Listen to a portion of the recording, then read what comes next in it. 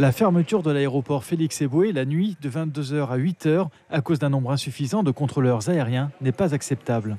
C'est sur ce constat que les représentants des compagnies aériennes, du personnel de la tour de contrôle et du secteur du tourisme se sont réunis hier soir en urgence autour des élus de la CCI et du sénateur Antoine Karam.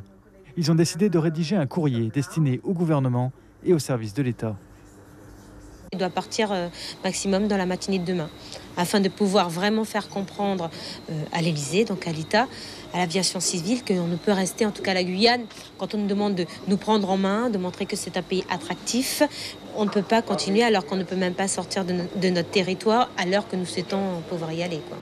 La nuit, seuls 2 contrôleurs aériens sont en poste, faute d'effectifs suffisants, ce qui pose selon eux de graves problèmes de sécurité.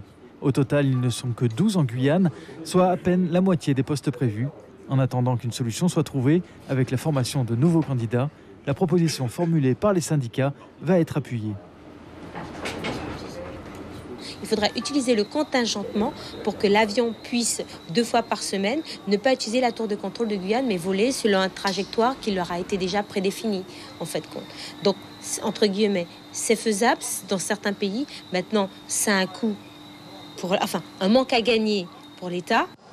Mais la compagnie aérienne la plus impactée, la Suriname Airways, ne semble pas rassurée par le contenu de cette réunion.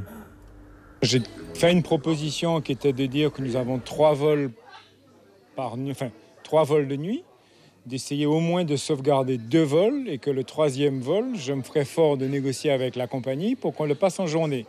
Mais de l'autre côté, on n'a pas d'avancée. Toutes les compagnies aériennes présentes en Guyane peuvent, dans une moindre mesure, être impactées par cette fermeture de nuit. La situation constitue une grave menace pour la Guyane, a rappelé jeudi le président de la collectivité territoriale dans sa lettre à Emmanuel Macron.